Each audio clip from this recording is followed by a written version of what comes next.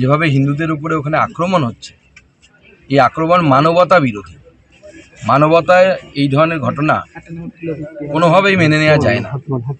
আমরা বারবার দলীয় তরফে বাংলাদেশের সরকারের কাছে অনুরোধ করেছি যে বাংলাদেশের সংখ্যালঘু হিন্দু সম্প্রদায়ের উপরে এবং অন্যান্য যারা সংখ্যালঘু সম্প্রদায় আছে, বৌদ্ধ থেকে শুরু করে শিখ থেকে শুরু করে যৎসামান্য যারা আছে, খ্রিস্টান আছে কিছু, তাদের উপরে যেন আক্রমণ না হয়। বেলঘড়িয়ার বাসিন্দা একজন, সে বাংলাদেশে গেছিল, কিন্তু বাংলাদেশে তার উপরেও হামলা হয়। এটা কিন্তু ইন্টারন্যাশনাল নিয়মের পরিপন্থী। কোনো একজন বাংলাদেশে গেছে, ভারতীয় নাগরিক, তার কাছে ভ্যালিড ভারতীয় ভিসা আছে, বাংলাদেশি ভিসা আছে এবং ভারতীয় পাসপোর্ট আছে, তার উপরে আক্রমণ হওয়া মানে কিন্তু এটা ভারতের উপরেই আক্রমণ। এই ধরনের ঘটনা, এই বিষয়টি আমি আমাদের যিনি এক্সটার্নাল অ্যাফেয়ার্স মিনিস্টার আছেন, এক্সটার্নাল অ্যাফেয়ার্স মিনিস্ট্রিতে জানাবো এবং এক্সটার্নাল অ্যাফেয়ার্স মিনিস্ট্রি থেকে যেন কড়া ব্যবস্থা নেওয়া হয়। বাংলাদেশের সরকারকে, বর্তমান যে সরকার আছে তাদের কাছে কড়া এর জবাব যেন চাওয়া হয়, সেই জন্য আমি অনুরোধ করব। 9 মাস গত 23শে নভেম্বর আপনি বাংলাদেশে গিয়েছিলেন শুধুই বন্ধুর ডাকে? জি, বন্ধুর ডাকেও আবার একটু ঘুরতে যাওয়া ছিল, একটু কিছু দরকারও ছিল, সেই জন্য গেছিলাম। কি অভিজ্ঞতা হলো 26শে নভেম্বরের যে কথা বারবার আপনি বলছেন, কি ঘটেছিল?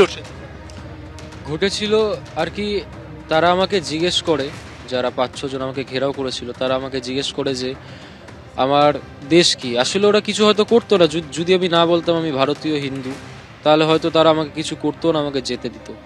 যেহেতু আমি ভুলবশত বলে ফেলেছি আমি ভারতীয়, তারপর বলে ফেলেছি আমি হিন্দু, সেই কারণে আমাকে চরমভাবে মারধর করে আমার জীবন নেওয়ার চেষ্টা করেছিল তারা।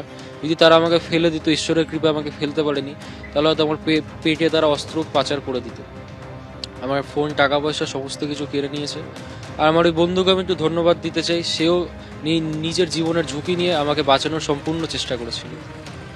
পুলিশ, হাসপাতাল, এই যে ঘটনার কথা আপনি বলছেন 26শে নভেম্বর, তারপর নিশ্চয়ই আপনি হাসপাতালে গেছেন, পুলিশের কাছে গেছেন, কি দেখলেন, কি ছবি ধরা পড়ল, সাহায্য করেছেন তার?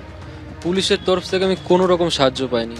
উল্টে তারা আমাকে বলছিল চলে যেতে, বা আমাকে উল্টো জেরা করছিল যে তুমি এখানে কেন এসছো, কীরকম বন্ধু তোমার, কীরকম সম্পর্ক, কোথা থেকে পরিচয়। আমাকে মোটামুটি আমার এই ইনসিডেন্ট হওয়ার পরে 1 থেকে 1.5 ঘন্টা শুধু আমাকে তারা ফোনে জেরাই করে গেছে। যতবারই আমি কল করেছি তারা আমাকে জেরা করে গেছে।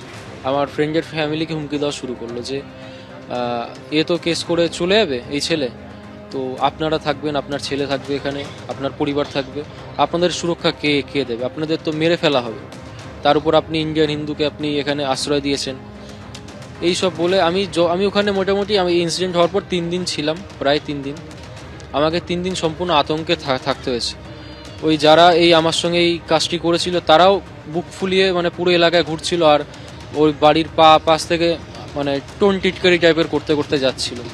দেশে ফিরবেন কিভাবে, কখনো ভয় হচ্ছিল? অবশ্যই, আমি ভেবেছিলাম রাতের ট্রেনে আমি ফিরবো, কিন্তু রাতে আমি বাড়ি থেকে বাইরে পা রাখারও সাহস পাচ্ছিলাম না। তাই ভোরবেলার দিকে আমার বন্ধু আমাকে লুকিয়ে, এই 30 তারিখ রাতে, এই 30 তারিখ ভোরবেলায় আমার বন্ধু লুকিয়ে আমাকে স্টেশন অবধি পৌঁছে দেয়।